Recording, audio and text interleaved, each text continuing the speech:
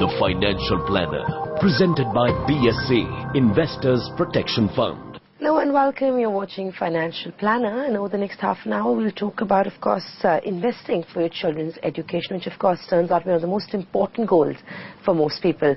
To talk to us about that, Hemant Rustagi of Wiseinvest joins us in our studios. Thanks, Hemant, for joining us this evening. Hemant, of course, the way education prices have been going, it's not very cheap anymore to, get a decent degree or to even go to a good college. And of course, in the recent times, a foreign degree is pretty much what a lot of parents aspire to have their children get it. How should one begin investing for your child's future, for your child's education? Well, you're absolutely right. I think this remains one of the most important goals for any parent. And, usually this is a goal which basically is a long-term goal.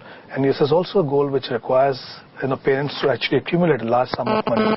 So I think the key factor is that when you begin investing for your child education, begin as early as possible, because that helps in more than one ways. One is because when we invest for the long term and also the targets are large, you need to invest in an asset class which has the potential to do better than other asset classes, which can beat inflation over a longer period. So this is where I think equity has a role to play. And when you invest in equity for a longer time, then what happens is that all the volatility that exists in the marketplace during short term and medium term is automatically taken care of. So you get the best result from equity only when you invest for the long term. And the second is that, you can actually invest on a regular basis, because you may not have a large sum of money to invest in one go.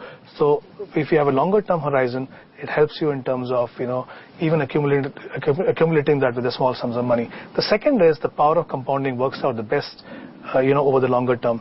The more money you give your money to grow, the more, benefit you get from your investment. So I think key factor is start investing early. And the second is work out a strategy. Before a strategy, I think every parent needs to work out a target. Okay, now we just mentioned about, education is becoming more and more costlier. So one has to really work out what kind of education you would like to give to the children, and then work out the current cost, take inflation into account, look at the time horizon, if it is 15 years or 20 years, and then work out the target, and then work backwards as to how much money has to be invested. So start with establishing a target, time horizon, and what kind of money you will require. Thereafter, the strategy has to be worked out whether the money is available to be invested every month, or is it that it will be once in a year or once in 6 months, or is it on and off I'm going to have money to invest. I think based on that, the strategy has to be worked out. And then I think the most important aspect is choosing the right option. I believe that, mutual fund today have variety of options available. So if they look at a mutual fund because they're more transparent, more cost effective, they can give them a lot of, options as to how they can accumulate their corpus over a period of time. I'm glad you bring up the fact that there are a number of options available to achieve this goal. And of course, recently at least, there are a number of children's plans or children's funds that, one can look at. What is your take on these plans? Is it the best thing to do? Because, they pretty much would suit your goal for the way they call it a children's plan. Or would it make more sense for an individual to do their own personal financial planning and, of course, then their asset allocation thereby? I think both have their pros and cons. If you look at the child plan which are there from the mutual fund as well as the insurance companies, now they basically have again a variety of options which are available in terms of even asset allocation. Now many investors need help to decide the asset allocation. These plans usually will have an equity option, a growth option, or also a balance option, and also a conservative one. So it is very easy for an investor to pick and choose as to what kind of asset allocation that they want. The second is many investors also need help, especially those who do not manage their portfolio very, very actively, that they want someone to take care of the fact that this asset allocation is maintained throughout the time horizon. So these plans actually help them in terms of these two aspects. But, there are negative side also in this. What has been observed is that whenever parents are investing through these plans, they generally opt for very conservative options. They do not realize the fact that they need to earn positive real rate of return. They need to beat inflation over a period of time. So they end up investing in a very conservative manner, so which goes against them in the long run. The second is because the money is invested for 15 or 20 years for a long-term horizon. Most of the parents do not actually bother to track the performance. So they feel that, okay, because I'm going to keep my money for a longer period, the performance will automatically happen. The third is that the entity, whether it's an insurance company or the mutual fund who's managing the money, if it happens to be a balanced kind of portfolio, may not have the same capability of managing equity as well as debt. Because here money is managed by one entity, one fund house or one insurance company, you may not actually get the results that you may get over a period of time. On the other hand, if you look at mutual funds offer a variety of funds, depending on the kind of asset allocation one decides. Let's say 60-40 or 70-30 in favor of equity and debt. There are different kind of funds which are available. There are 45 fund houses having hundreds of schemes. It can be quite overwhelming, no doubt, but if somebody takes help from professionals, you can pick and choose good funds. And if you can resist the temptation of, tinkering with your asset allocation or trying to exit because the markets are moving one way or the other, I think mutual funds, I believe, can be much better option, both in terms of flexibility that you may require because you're investing for a time horizon of 15-20 years at a time, and also even in terms of potential of return. So I believe that someone who can manage his portfolio a little more actively, mutual funds can be a better option. Hemant, your investment strategy would be different given the kind of time horizon that you have. So if you've got children who are 18 years old and going to go away to college or university when they're 21 for an MBA maybe, your investment options would be different from when your child is a newborn baby. Sure. So if you can just give us a broad investment strategy while investing for children, across various age groups. So starting from 0 to about 18 maybe. Yeah, maybe you can, categorize them in 3 different categories. We can look at 0 to 5. Now, this is the time, like I mentioned earlier, it makes sense to start investing as early as possible. So if the parents start investing for the child as soon as the child is born, then you have a time horizon of maybe sometime 18 years, even more for higher education. Now, when you invest for such a long time, you can afford to have a slightly aggressive portfolio, which means you can go with a higher allocation to equity, you can get better return, the power of compounding works out in your favor. So at that age group, I think primarily the money should go into equity. The second, the group can be, age group can be, let's say 6 to 12. Now, this is again a reasonable time horizon. I won't say it's very short, but obviously not long enough as compared to the first age group that we talked about. Here, I think it could be a mix of balanced funds. It could be a mix of pure large cap kind of funds. You have a time horizon of from 6 to 12 years, depending at what age you start investing. So look at that. But in both these, I think important thing to remember is that as you approach your time horizon, completion of the time horizon, start moving money to safer options like debt funds. The reason for that is, one, because whatever accumulation that has happened over a period of time, whatever profits or gains that have been made over a period of time, they need to be protected. And the third is, let's say, age group of 13 to 18. Now, of course, we don't have enough time here. It has to be slightly conservative portfolio. It could be a mix of maybe a debt-oriented hybrid fund or pure debt kind of fund. So depending on, and as we can see, that if we delay the process, and we don't have enough time to invest in the asset classes which have the potential to give us better return. So I think it's again coming back to the fact that we talked earlier. Start investing as early as possible. Hemant, I just want to pick up on the fact that, when you're investing for a child's education, it's a very ongoing process. What does one need to keep in mind? And also very often if you've got goals like a child's education, you're assuming a child is a newborn or 1 to 2 years old, it's very tempting for parents to go dip into that savings that they've got for their children's education, and if they want to go on a holiday or they've got any ad hoc sort of expenses. How important is that? How important is it for one to keep in mind that that's not what one should be doing? And what are the other factors to watch out for, given that it's such a long goal and the time horizon is also very long? So what are the factors to watch out for? Well, yes, you're absolutely right. It's usually a very long-term goal. And not many parents will have the lump sum money to invest. So invariably, most parents invest every month, which means that they follow a systematic approach, either through SIP or, as I mentioned, if you can't do it on a monthly basis, then, you start investing on a regular basis. So the key factor is that before the process begins, decide on how much money has to be invested every month. So I think it should begin with that. Sometimes investors become very conservative. Sometimes parents become very aggressive, which is not the right way. Do a proper budgeting. See how much money, as I mentioned earlier, work out a target. Decide how much money has to be invested. So first thing is, decide how much money has to be invested. 2, decide the frequency, whether it's going to be on a monthly basis, it's going to be once in a year or once in a half year. Decide on that. 3, irrespective of the market condition, continue this process. Like we discussed earlier, there is always going to be temptation to exit from the market, thinking that the markets are going to go down further, without realizing that these volatile times provide you a great opportunity to do averaging. So continue this process. keep your focus on the long term. This is where many parents go wrong. As you mentioned, you have 15, 20 years to go, and there is some exigency, and you feel that, okay, we have this money, why don't we take it out? I think that is very, very risky. That is why it is always recommended that when you start investing for a long-term goal like child education or even marriage, create an emergency reserve, which is one aspect that many parents, many investors ignore. And the basic advantage of that is once you've created that emergency reserve, if you need money at some point of time, you can dip into that without disturbing your long-term investment process. Right, that's the advice coming in for our viewers who are looking to plan for their children's future, their children's education. Lots of factors to keep in mind, but it's very, very important to have a disciplined investment approach. We'll take a break on that and we'll come back and continue talking to Hemant, so stay tuned. The Financial Planner, presented by BSC Investors. The Financial Planner, presented by BSC Investors Protection Fund. Welcome back. You're watching Financial Planner. Investment Ladder, presented by BSC Investors Protection Fund. It's now time to take up all your financial planning queries. Hemant, we've got a query coming in from Dr. Sandeep. He's 32 years of age and he's from Mangalore. He's married, his wife's a housewife, and he's got 2 kids. And he has a couple of questions that he's asking us. He says that somebody's recommended to him that he gets a term insurance plan for about 1.5 crores, ICICI Protect for 75 lakhs and Religare for about 75 lakhs is what he's currently got.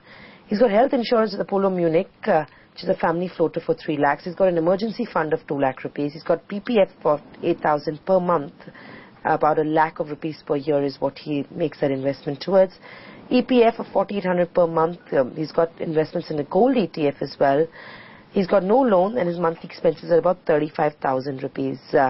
He sent us his mutual fund portfolio, so he's only started investing about 6 months ago, and he invests about 45,000 rupees per month through SIPs.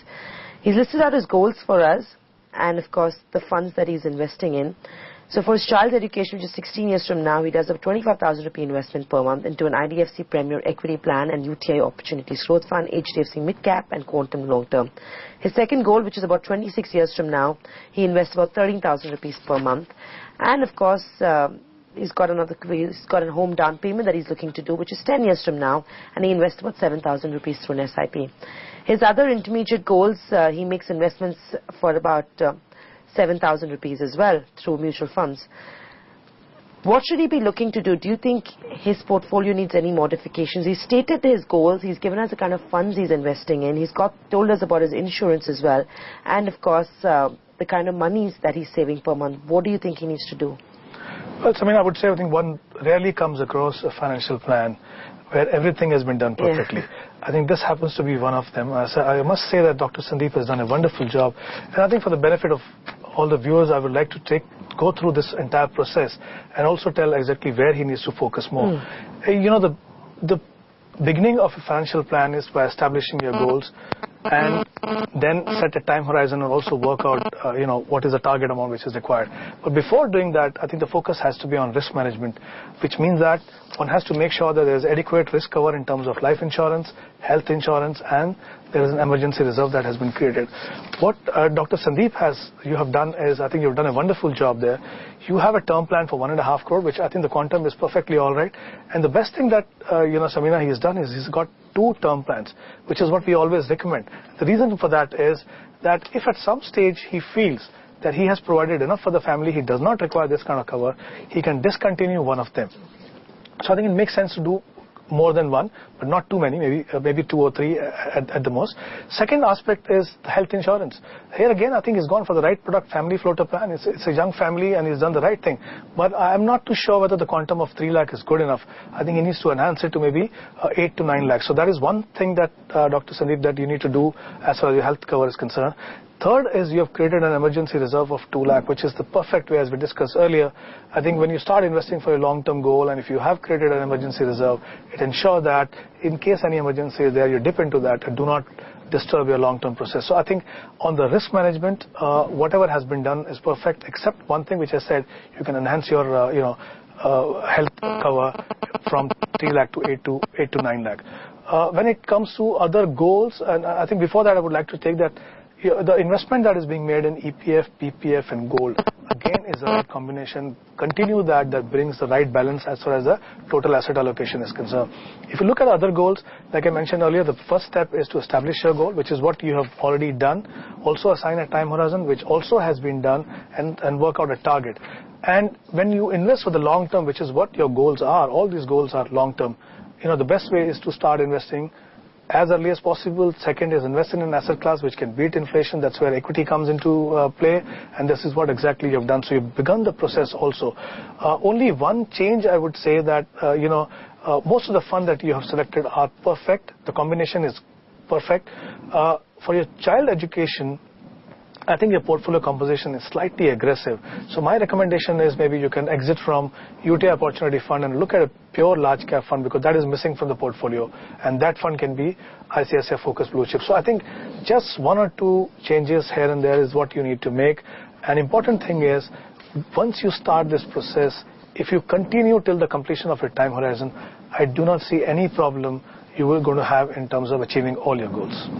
Right, Dr. Sandeep, firstly, of course, Hemant does think you've done a fantastic job of having a very sort of extensive financial plan in place with your goals, your insurance, your liabilities, and of course, Hemant's feedback on that. We'll take a break, we'll come back and take up some more of your queries, so stay tuned. The Financial Planner, presented by BSC Investors Protection. The Financial Planner, presented by BSC Investors Protection Fund. Welcome back, you're watching Financial Planner. Hemant, we've got a query from Nitin Kumar Shetty, and he says he's recently got a 37 lakh rupee cover of Aviva Life Shield Advantage policy for a period of 30 years, and he pays about 12,587 per annum as the premium. The premium will be returned back after about 30 years. Please inform whether this is enough to cover his life, or does he require any other policy? He's earning about 13,500 per month, and that's his net salary and expenses are about 4,000 rupees per month. He's about 28 years, and he's also given us more details about his investments. He has LIC Jeevan Asta, LIC Jeevan Varsha, LIC Money Back Policy, Birla Sun Life, Saral Jeevan. He invests in a couple of SBI-specific mutual funds, and he's got a family floater medical policy as well from the company. What do you think of his insurance and investments? Well, I think let me begin with the insurance cover, because I believe that focus initially has to be on the risk management. So as far as that is concerned, I need to consider his his current level of income. Considering that and his age, I think the quantum of insurance that he has is perfectly all right. So I think as far as the life insurance cover is concerned, it's all right. As far as the health insurance is concerned, I think he has a cover of 1.5 lakh. Now the quantum, whether it's sufficient or not, will depend upon the number of dependent that he has. I believe he's unmarried. If he has dependent, maybe he needs to increase that. And if he's unmarried, then obviously his immediate family, he needs to maybe buy a separate policy for his parents or any other dependent that he may have. So I think that is one area that he needs to work in. Now, if you look at his portfolio, I think that is one area where I think he needs to make quite a few changes. Once the insurance is adequate in terms of life insurance, the risk cover has been taken care of, I do not see any big role of these traditional insurance plans. There are 4 of them. These are essentially long-term investment, all right, but they do not offer very attractive return. Maybe they offer guaranteed return is fine, but as a long-term investor, you're going to struggle to beat inflation. Once you have taken care of your life insurance cover through a term plan kind of product, there is no need to have so many. I think this is one area he needs to seriously look into and work it out, because you can't be investing, you can't have 4 traditional policies investing too much of your money in that. Second is, even in terms of mutual fund, if you see, he has talked about 2 funds, both the funds have not been doing very well. So I think he needs to make the changes here. He can essentially go for some large cap kind of fund, ICICI Focus Blue Chip or Iran's Top 200 kind of fund. Start investing with a large cap kind of fund. He's also investing in gold through a gold plan of a jewelry store. I don't think, again, that is a good option. I mean, this is not safe and also not the right option to do it. Today, you have exchange traded fund or gold ETF funds are available. There are gold saving funds which are available. If someone who's not familiar of how to invest in equity markets, or he does not have a demat account, he can actually opt for a gold fund. And fund that he can consider is maybe SBI Gold Fund or Kotak Gold Fund. So I think his gold investment should go through this gold saving scheme. So I think there are 2 or 3 areas that, especially in terms of composition of portfolio, he needs to do a lot of work and do it immediately. Investment Ladder, presented by BSC Investors Protection Fund. With that, it's a wrap on this edition of Financial Planner. Thanks for watching. The Financial Planner, presented by BSC, Investors Protection Fund.